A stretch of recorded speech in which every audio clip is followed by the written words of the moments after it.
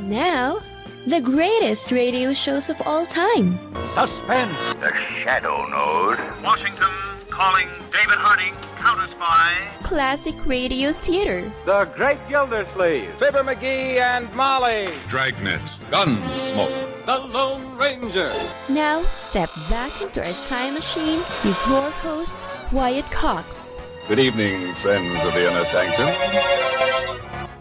An episode of the short-run series Crime and Peter Chambers. This episode of the program was originally broadcast on May 11th, 1954, and it's about Old Man Krause's newsstand.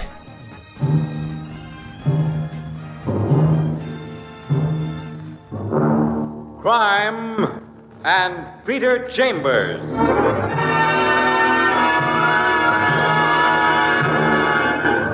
Created by Henry Kane, transcribed and starring Dane Clark. A private investigator, duly licensed and duly sworn, Peter Chambers.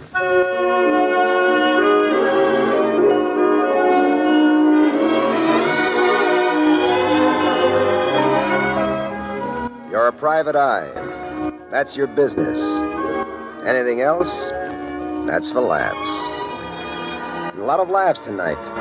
You were pub crawling, doing the visiting fireman bit at the taverns and the bistros. You're on your way home now, and you're going to stop off at Krause's newsstand for the papers.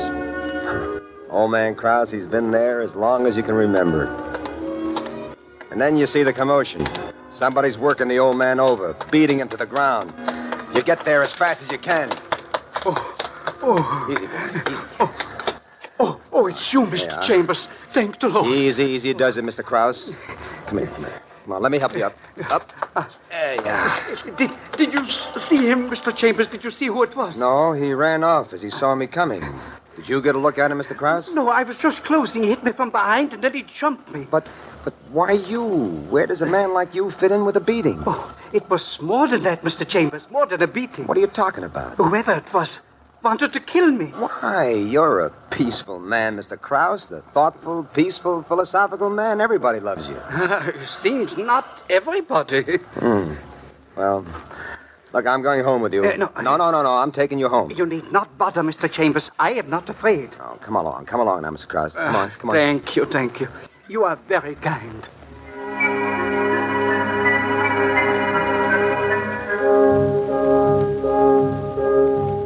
He doesn't live far, and he's none the worse for his experience. And you get him home, and he's fumbling with the key and the old-fashioned lock.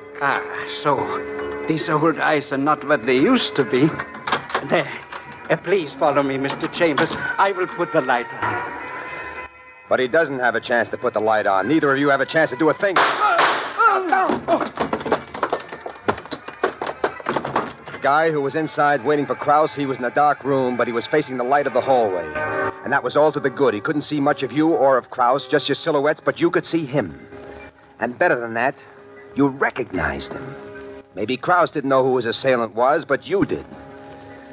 Well, he's gotten clean away, so there's nothing to do now but find the light switch and look to Mr. Krause. Come on, Mr. Krause. Mr. Krause, you all right? Yeah. Now, look, I'll get a towel and some water. Yeah. Just stay where you are. Sure. Right there on the floor. Sure. I don't think you're hurt very badly. There. It's nothing at all. It's a scratch, a bullet crease. You're as good as new. Once more, let me help you up. Be my guest. Yes. Lucky, pretty lucky. Twice in one night. And I'm still around to talk about it. I will sit here. Good. Why somebody should want to kill me? Maybe a month ago, but not now. What's that? A month ago, what? You ever hear of Big Benny Larson? Who hasn't? Big Benny, big goon. Well, there was a fight one night in front of my newsstand.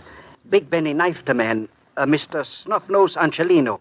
I saw it all. Oh? While Mr. Snuffnose was in the hospital and they were wondering whether he would live, the police assigned protection to me because I was the only witness. Then Mr. Snuffnose pulled through and he didn't press charges, and Big Benny was released and the protection of police was taken away. There's no reason anymore for Big Benny to harm me.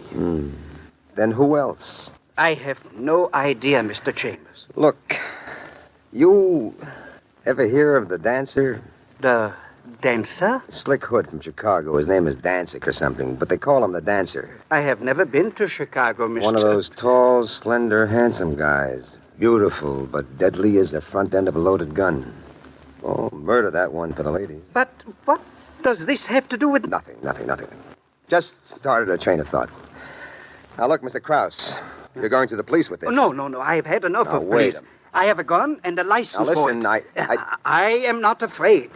It is only that I do not understand it. Oh, do you have a family, Mr. Krause? Just a daughter, an adopted daughter, Irene. She is married now to a lawyer, Frank Buckley. Well, you're going to tell her about this? No. Why not? Well, we are not really friends anymore. She has gone away from me. I hardly see her anymore. Well, do you mind if I talk with her? Well, I cannot stop you. Well, that sort of wraps it up, I suppose. Look, I'm getting out of here, Mr. Krause, but you bolt that door after me and use that gun if you have to. Thank you very much, Mr. Chambers. And please, do not worry about me.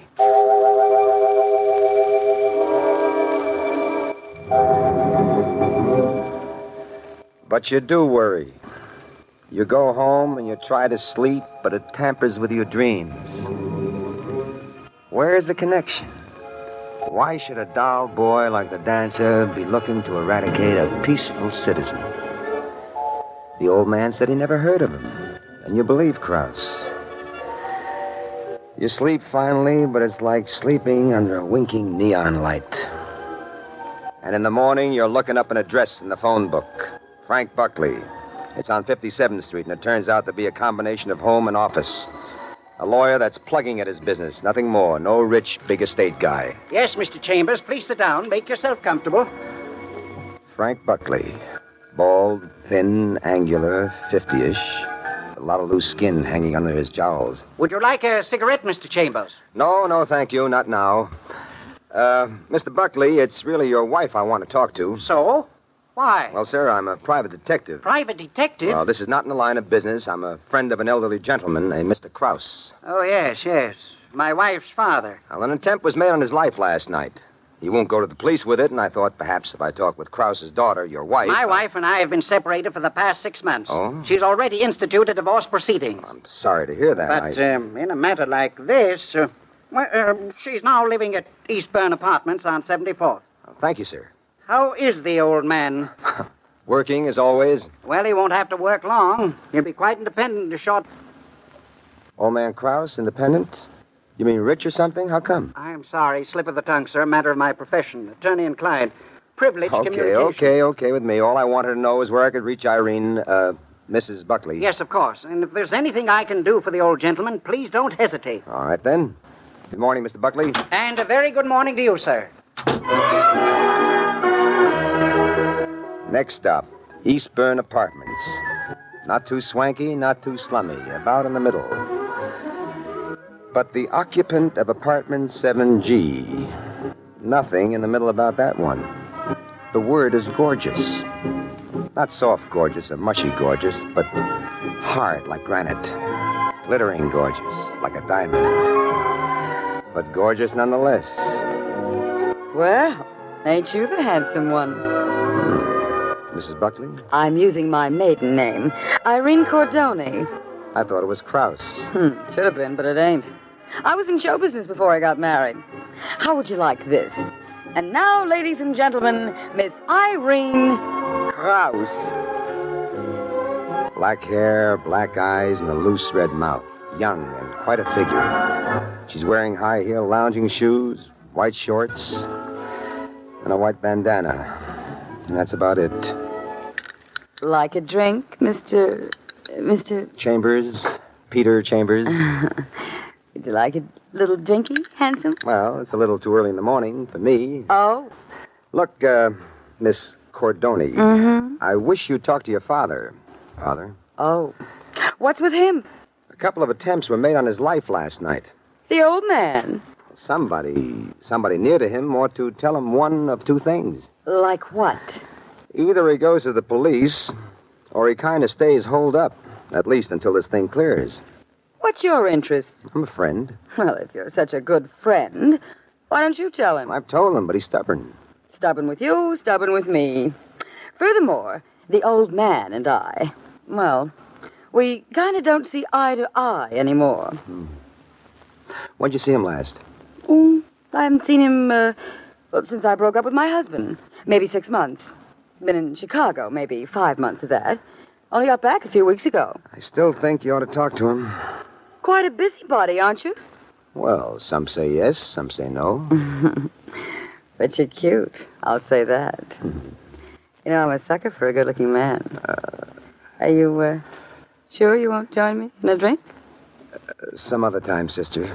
We'll make it soon, brother. Sure. I'll, be expecting you. May 11th, 1954, Crime and Peter Chambers on Classic Radio Theater with Wyatt Cox. Let's see, if something costs less, but people are happier with it, that sounds like something to look into, and that's MediShare. Maybe you've heard switching to MediShare to pay for healthcare can save the typical family $500 a month, and that's huge, but it's also true that people are way more satisfied after making the switch, too. The customer satisfaction rate for MediShare is double that of the typical health insurance plan. Double. MediShare works. It's been around for more than a quarter century, and members have shared more than $3 billion of each other's bills. People love having telehealth and a huge nationwide PPO network. So, yeah, you can save a ton and like it better. Imagine being happy with how you're taking care of your health care. So if you're self-employed or part of the gig economy, or you just want a plan you're happy with, you can call right now and get a price within 2 minutes. A very, very smart use of 2 minutes. Here's the number you need. 833-34-BIBLE. That's 833-34-BIBLE. 833-34-BIBLE. Now on Classic Radio Theater with Wyatt Cox, more of Crime and Peter Chambers starring Dane Clark, May 11th, 1954.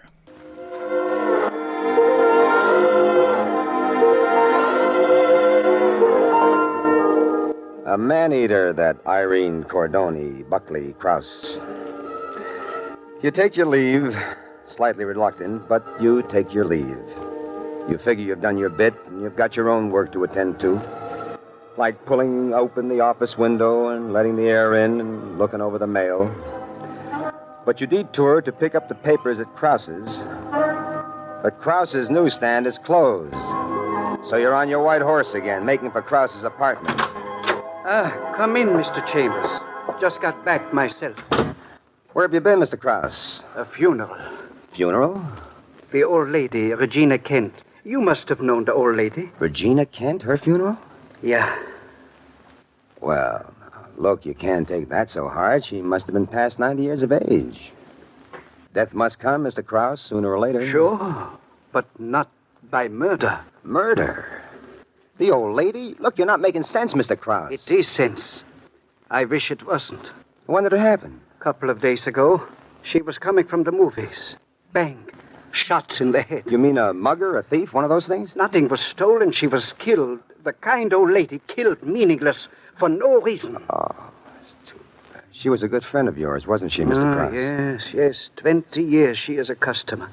And many evenings we talk and talk for hours. A fine, wonderful old lady. And rich, too. Reputed to be worth, maybe $500,000. Riches, my boy, is in the heart. Well, it doesn't hurt in the pocketbook either. That is true, too. Wait a minute. You're not quite as impractical as you sound. Didn't you once tell me that you recommended a lawyer to her? If she didn't think you had a practical side, she wouldn't have asked your advice for a lawyer. Yes. It's a long time ago. Recommended my son-in-law, Frank Buckley. Oh. And she was very satisfied. Remained his client all the way till now. And what about your problem, Mr. Krause? Problems? Me? Well, last night. Crazy people, crackpots. Somebody must be making a mistake. Now, look, you're not going back to work, are you? Sure, I'm not afraid, Mr. Chambers, not at all. And do not worry, you see? Oh. I carry, how do you call it, the neutralizer. I have it from the first war yet. And you're not going to talk to the cops about it? No. Do not worry about old Krause. You are a good, kind man, Mr. Chambers.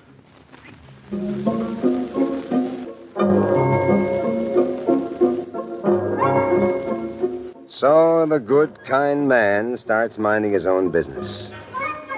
You go to the office and pull up the window and let the air in and read your mail. Then you listen to the ball game. Then you call downtown to headquarters to Detective Lieutenant Parker, but they tell you he's out of town and won't be back until 10 in the evening.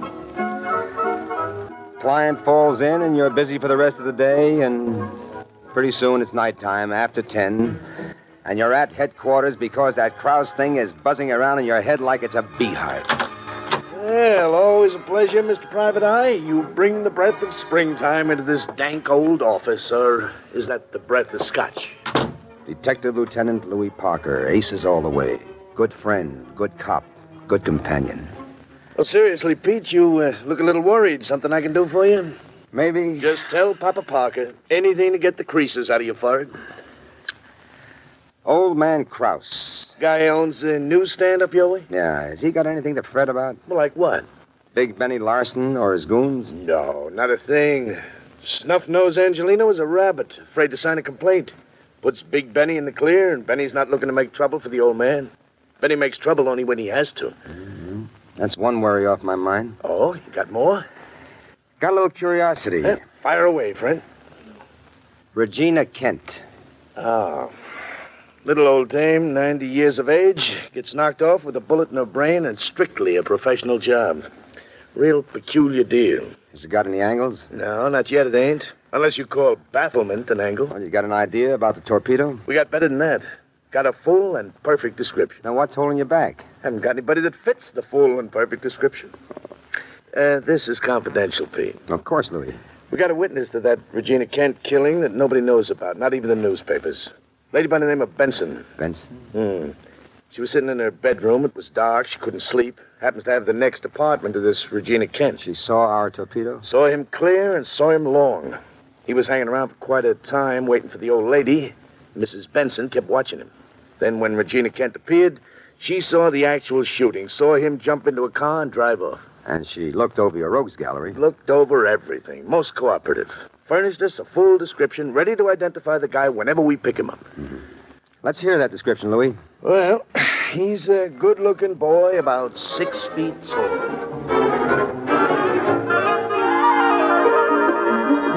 Parker talks and your heart starts rapping at your chest like a fist on a door, because what you're listening to is a perfect description of the dancer. No wonder they can't find a guy to fit the description. This is a Chicago guy, and a guy who was never arrested, never printed, never mugged. What are you getting excited about, Petey? Stick around, pal. Why? I may be of some help. So why should I stick around? Why shouldn't I go with you? Because that's the way I wanted this trip. Oh, the private eye and his various moods. Okay, Detective, I stick around. What do I stick around for? Phone call.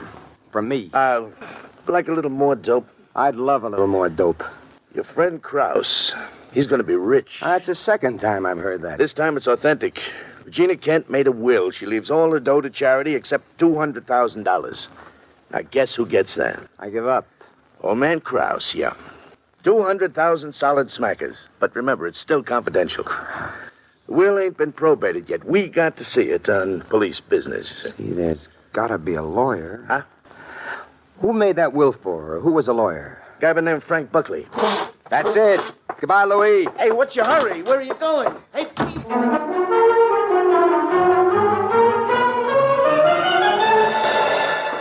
So, back to 57th Street. You rouse Frank Buckley out of his dreams, and you set him up on the facts. He tries to make with the legal palaver, but you shake him out of it. And finally, you throw him the jackpot question. Did your wife know about Regina Kent's will? Well, Answer me, Mr. Buckley. Yes. I told her when the old lady originally made the will. I thought it'd please her to know that someday her foster father... After all, she was my wife then. We were living together, husband and wife.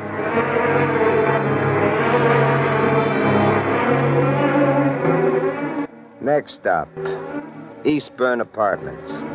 And the lady herself answers. She's wearing tight silk slacks and a tight silk blouse in her hands. You shove in before she got a chance to shove you out. Easy. You asked me to come back, remember? Oh. You said you'd be expecting me? Well, you're a little premature, sweetie. Right now, I'm expecting my future husband. The dancer, huh? Well, he sent me with a message. Messages. He's due her any minute, and he sends... Hey, how do you know about the dancer? What are you doing here anyway? Catching up with a little hunk of murder? Get out. Get out. Relax, lady. You get out before I fling this glass at you. You'll fling what? She misses, but it gives you the excuse to do what you were going to do anyway. You clip her under the chin. Not too hard, just enough. And she sighs and slides to the floor. Then you go into action with the adhesive bit. The underworld teaches the upper world a lot of little tricks. You find the tape in the medicine cabinet and you wrap her wrists behind it, tie her ankles tight, and put a gag across her mouth. You carry her to the bedroom and lock the door, and then you're back in the living room, and you're waiting for a murderer. You open the door for the dancer, and you hit him first. And you pull him in afterwards. Then you take his gun away from him, and you slap him back to consciousness. What? Come on there. What's going on here? Nothing except a little chit-chat before you get hauled off. Hauled off where? First, police headquarters. And after that, there's a hot little chair up at Sing Sing. Why, you... Careful, fella, careful. You're looking at your own gun. And I take it it's loaded. May 11th, 1954, Dane Clark in Crime and Peter Chambers here on Classic Radio Theater with Wyatt Cox. The conclusion follows these important messages from your favorite station. No offense, but are you a little fat when you look in the mirror? How would you like to learn the secrets to lose 3 to 5 pounds a week easily without joining the gym or going through any crazy diets? It's called Body Sculpt by Med Diet. For the last 2 decades, we've been helping people just like you that have pounds they want to shed. We've helped millions of people lose thousands and thousands of pounds over the years. And now it's your turn. Learn the secrets of how to lose weight with one simple phone call. You'll see an amazing difference in a matter of days. Don't believe us? We'll offer you a money-back guarantee. If you're ready to start losing weight right now, call right now to learn more about your risk-free order to Body Sculpt. Call for your risk-free offer. 800-738-5332. 800-738-5332. 800-738-5332. That's 800-738-5332. Are you in bad pain? You know what I mean.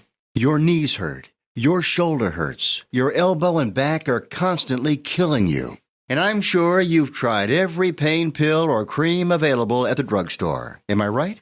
Well, here's something you haven't tried. Pain Magic. Pain Magic is not available at any drugstore. The only place you can get it is by calling the special toll-free number I'm about to give you. And to make things even better, call right now and find out about our buy one, get one free offer. We're so confident it'll work for you that we offer a free bottle with your purchase. No prescription required. Call now to learn how you can get Pain Magic and get rid of your pain. Remember, your results may vary. 800-492-8164. 800-492-8164. 800-492-8164. That's 800-492-8164.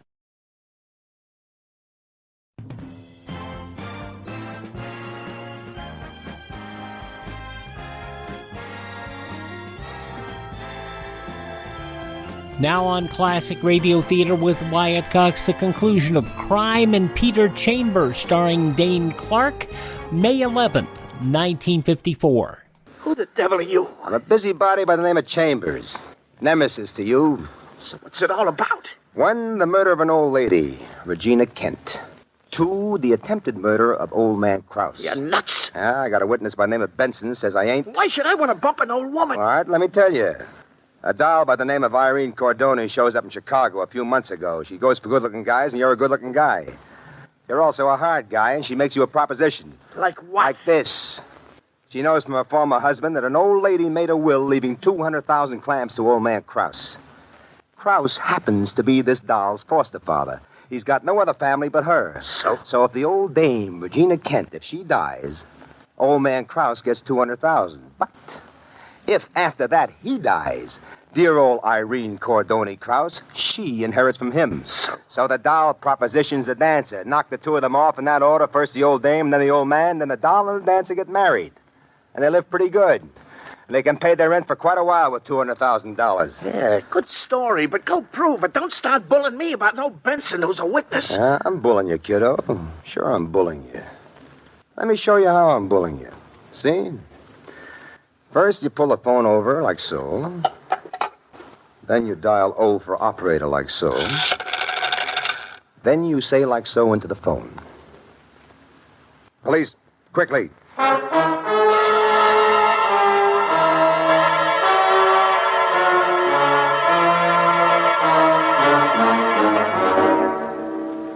And so, a few days later, you're back at Krause's newsstand. You see, Mr. Chambers, I do not wear the gun anymore. Well, there's no need. And I see by your papers that the grand jury's already indicted those two. First-degree murder. People are so crazy. You, going to retire on that $200,000? Me retire? I die. No. Maybe a few vacations, perhaps. But Krause works. Krause loves to work. By the way, Mr. Chambers, there will be a fee for you. Certainly you did fine work. You will send a bill, eh? No. Send a large. No bill, Mr. Krause. This one was on the house. I'm tired. Think I'll take the News and Mirror and so to bed. With the News and Mirror?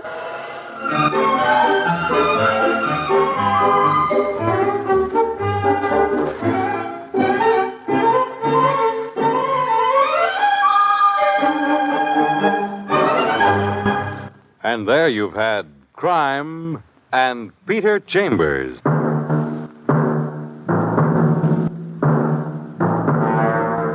Dane Clark was starred as Peter Chambers. Crime and Peter Chambers Transcribed was created and written by Henry King. Others in the cast were Bill Zuckert, heard as Lieutenant Parker, Guy Repp as Krauss, and Rita Lynn as Irene. It was directed by Fred Way. And this is Fred Collins inviting you to tune in next week, same time, same station, for Dane Clark in Crime and Peter Chambers.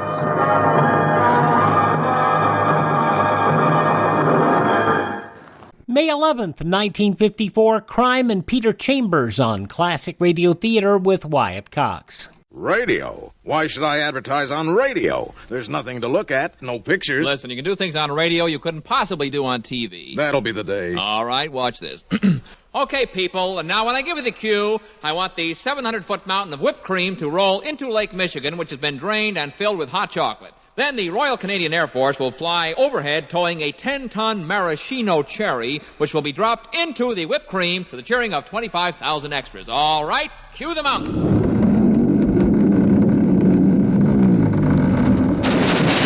Cue the Air Force. Cue the maraschino cherry. Okay, 25,000 cheering extras.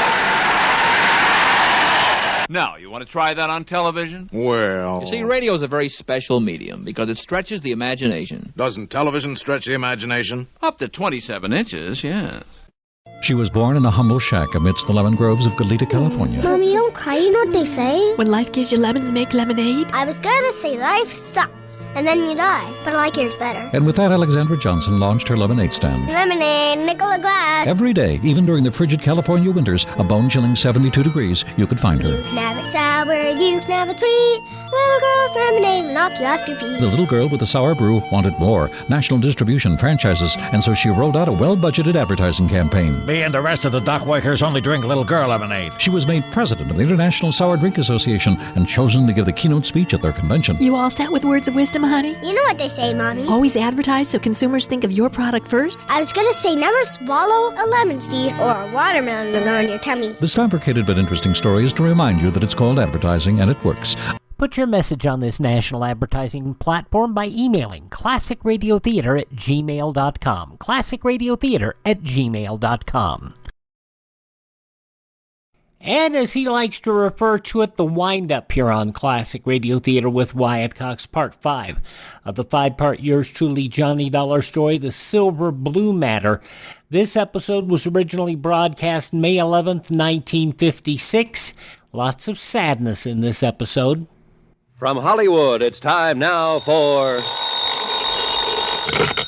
Johnny Dollar speaking, Lieutenant Garcia's office. Johnny, you're the one I was trying to reach. This is Carla Monte. Oh, I was going to phone you later. What's happening? Have they found Eddie yet? Not yet, but the police picked up one of his friends, Mario Santoris. Oh, Mario, I know him. Well, he's been to the apartment lots of times. Was he in on the robbery? Yes, he just made a statement admitting it. And what did he say about my brother? He says Eddie is the one who planned the whole thing. He must be lying. No, Garcia and I are pretty sure he's telling the truth. I'm sorry, Carla. I'm coming down to headquarters, Johnny. There's no use. There's nothing you can do here. At least I can be there when they bring him in or whatever happens. It won't help. You're better off at home. Now, No, please. Johnny. I raised him. Some of the fault must be mine. I can't desert him. I'm going to be there if he needs me. Okay, Carla.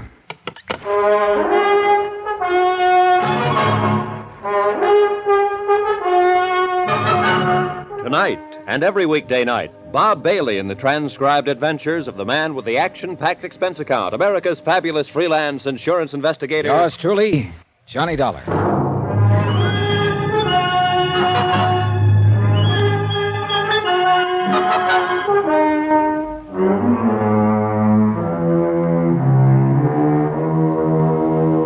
From Special Investigator Johnny Dollar, location Los Angeles, California. To the Home Office Motor Guarantee Insurance Company, Hartford, Connecticut. Assignment, the Silver Blue Matter. Expense account, final page. $100,000 worth of fur coats, silver blue mink, stolen in a warehouse robbery and still missing.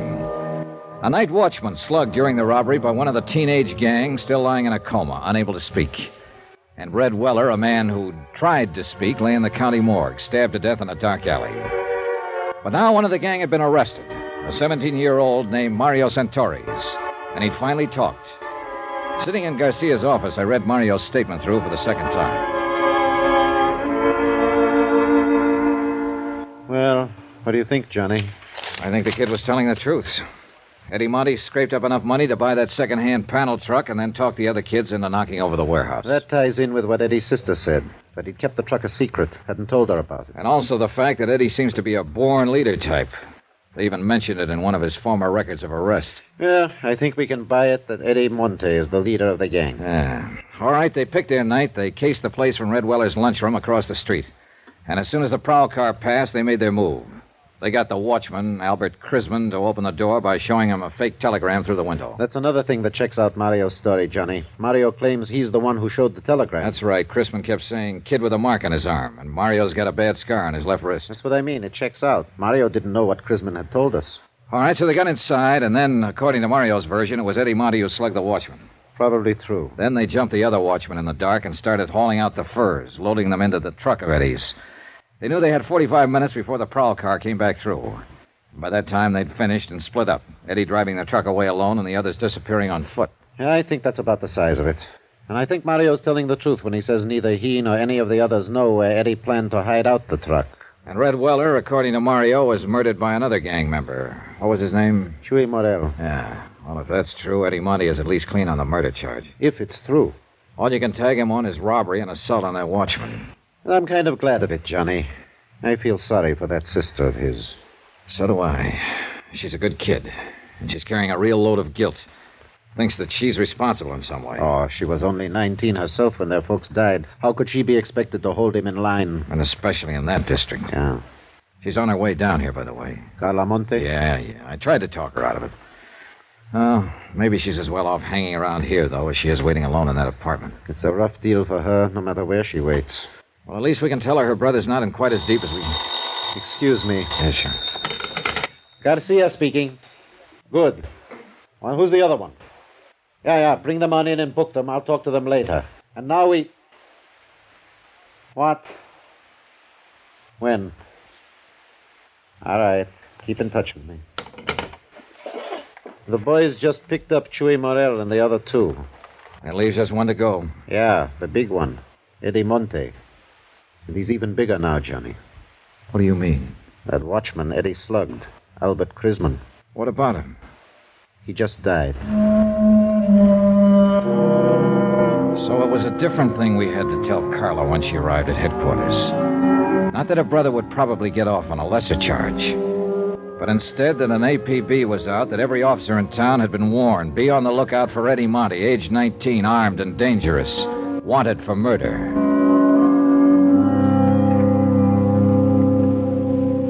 Expense account item 15, $12.50, rent on a hired car. One of Garcia's boys was certain that the background appearing in the photograph of Eddie's truck was somewhere in his district, but he couldn't tag the exact spot. So I decided to cruise that area street by street. Carla Monty, Eddie's sister, went along with me.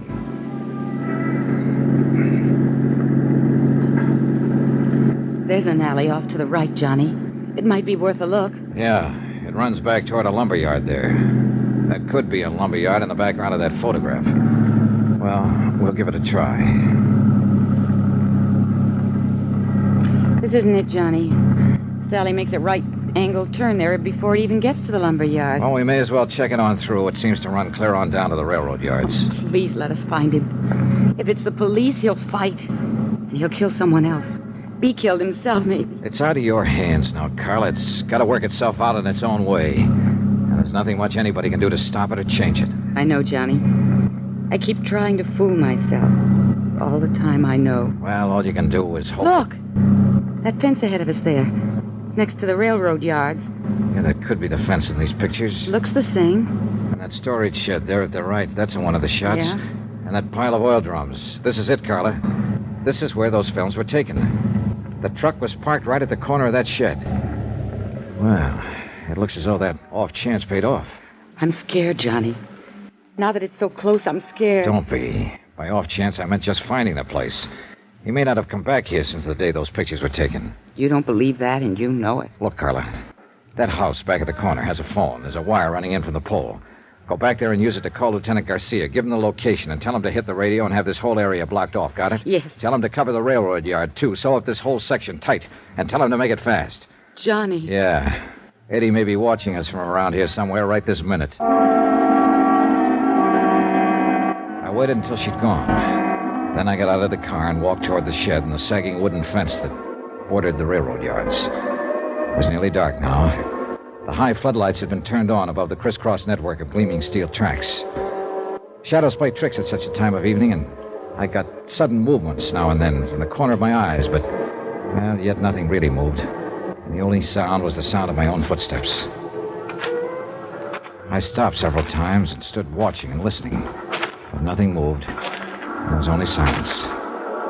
I reached the door of the long wooden shed and found it padlocked. But looking in through a broken window, I could see the lock didn't matter. The shed was empty and long abandoned. Between it and the fence was a drive leading toward the rear. And behind the shed, in a loading area, I found Eddie's truck.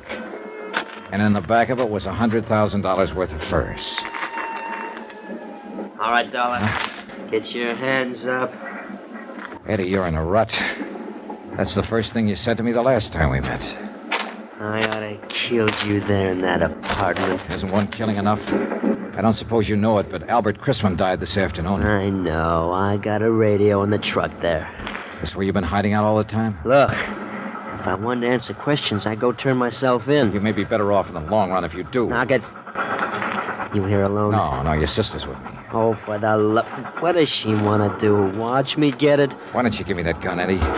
It's only a matter of time. You know that. You don't have a chance. Oh, I figure I got a pretty good chance right here in my hand. Chance at what? To break Carla's heart? Smash her into the dirt, kill her, maybe? Shut up. What more do you want to do to her before you're through? I'm not planning to be through. Oh, that's great. But the police are doing some planning of their own. They gotta find me first. I found you, didn't I? And I ought to kill you right where you're standing. Is that all you gotta think about, Eddie? To kill somebody and go on killing until one of them kills you? Shut up!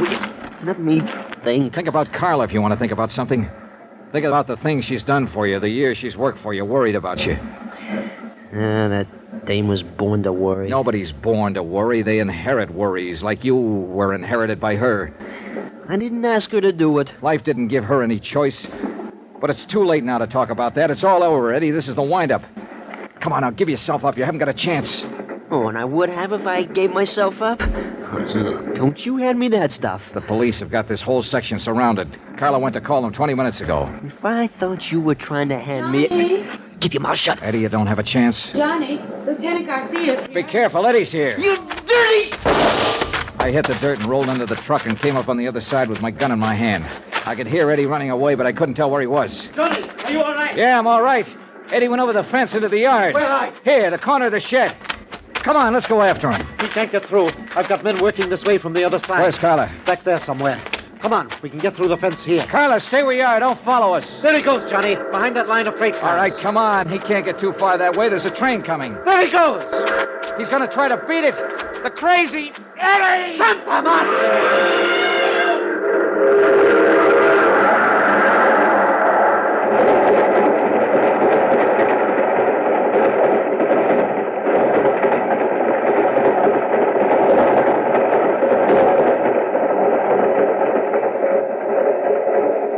I don't know, Johnny. There must be better ways to die.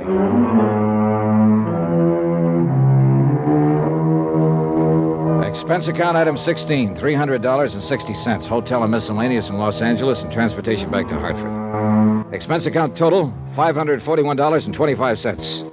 End of account, end of report. Remarks? Well, I guess Carla made the remarks for me. I don't know, Johnny. Those 80 fur coats, they'll go back into stock now. And they'll be sold to women who'll wear them to parties and dances and nightclubs. And they'll be happy in them. And they'll never know about Eddie or about me or what happened here tonight. Yours truly, Johnny Dollar.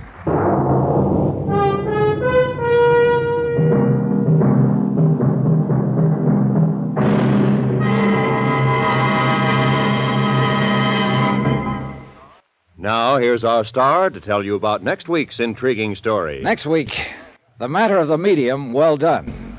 And a seance or two that I think you'll like. Join us, won't you? Yours truly, Johnny Dollar.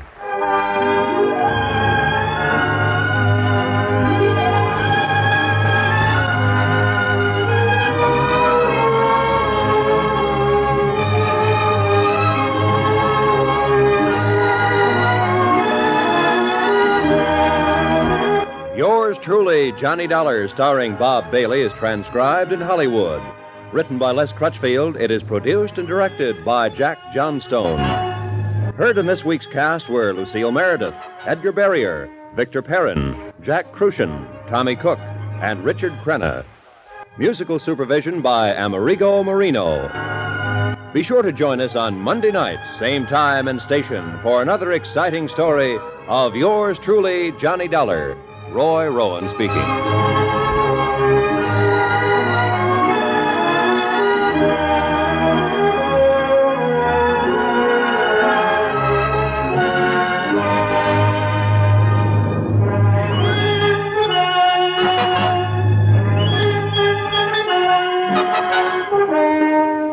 From May 11th, 1956, yours truly, Johnny Dollar, on Classic Radio Theater with Wyatt Cox. I don't always get a chance to respond to all of your correspondence, but I do read it all, take a lot of it to heart. I want to thank a number of you who write frequently. And just to let you know, I do read your stories, I do read your information, and I appreciate you very much for being there and listening to Classic Radio Theater with Wyatt Cox. You've also heard me on many of these stations talking about the Eden Pure Thunderstorm Air Purifier. It really does work, and I really do use it here in the studio. It keeps things knocked down. I don't smoke, but there are people who smoke occasionally around here, and it clears the air very plainly and very clean so that I can breathe and keep my voice. You can find out more about the Eden Pure Air Purifiers by going to EdenPureDeals.com. That's EdenPureDeals.com. And find out this amazingly tiny air purifier that does quite the job. And it saves you a lot of money on it. Go to EdenPureDeals.com, promo code Classic3, and you'll save $200 on a 3-pack of Eden Pure air purifiers with free shipping. EdenPureDeals.com, promo code Classic3. A reminder of my friend Ted over at RadioMemories.com. Ted makes it all possible for us to have a lot of these shows. He's a wonderful radio collector, and you can find shows at his webpage on CD, on cassette, or on flash drive for your computer or for your phone. Go to radiomemories.com and tell Ted I sent you by, won't you please? Thank you so much for making us a part of your day. Please thank this radio station and support their advertisers. It is their kindness and courtesy that we're allowed to be here each and every time we roll around on your favorite station. And, of course, if you miss a day on this station, you don't have to miss a single show. They're available through my webpage, classicradio.stream, or iHeartRadio, Spotify, Spreaker, TuneIn, Apple Podcasts, Google Podcasts, Amazon, or Facebook. Search Classic Radio Theater with Wyatt Cox. That's Classic Radio Theater with Wyatt Cox. Or just go to my webpage, classicradio.stream. That's classicradio.stream. Have yourself a great day, won't you please? And tell all your friends the great radio shows are right here at this spot on the dial. Classic Radio Theater with Wyatt Cox on your favorite radio station.